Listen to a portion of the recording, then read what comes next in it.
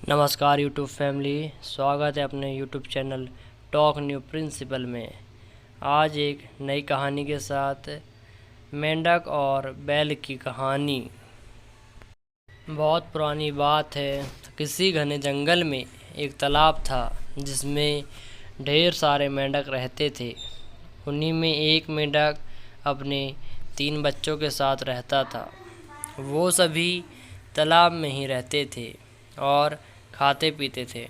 उस मेंढक की सेहत अच्छी खासी हो चुकी थी और वो उस तालाब में सबसे बड़ा मेंढक बन चुका था।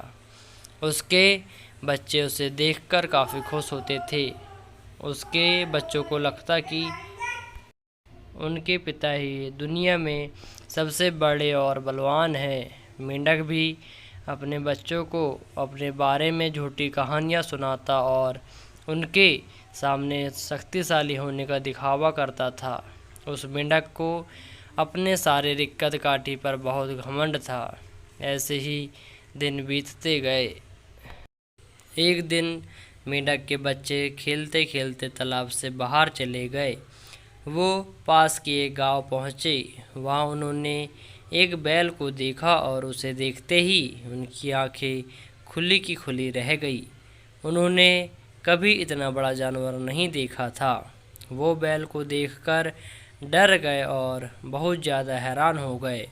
वो बैल को देखे जा रहे थे और बैल मज़े से घास खा रहा था। घास खाते खाते बैल ने ज़ोर से हुंकार लगाई। बस फिर क्या था, मेंढक के तीनों बच्चे डर के मारे भागकर तालाब में अपने पिता के पास आ गए। पिता ने उनके डर का कारण पूछा। उन तीनों ने पिता को बताया कि उन्होंने उनसे भी विशाल और ताकतवर जीव को देखा है। उन्हें लगता है वो दुनिया का सबसे बड़ा और शक्तिशाली जीव है। यह सुनते ही मेंढक के अहंकार को ठेस पहुंची। उसने एक लंबी सांस भरकर खुद को फुला लिया और कहा, क्या वो उससे भी बड़ा जीव था? उसके बच्चों ने कहा, हाँ, वो तो आपसे भी बड़ा जीव था। मेंढक को गुस्सा आ गया। उसने और ज़्यादा सांस भरकर खुद को फुलाया और पूछा, क्या अब भी वो जीव बड़ा था?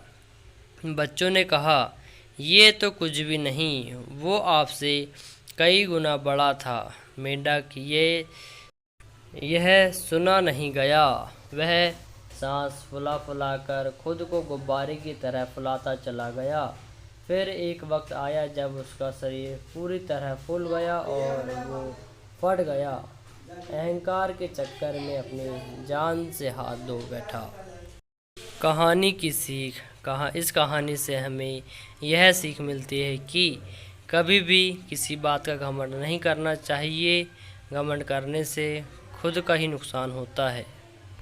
लाइक करें, कमेंट करें और सब्सक्राइब करें अपने चैनल को। धन्यवाद।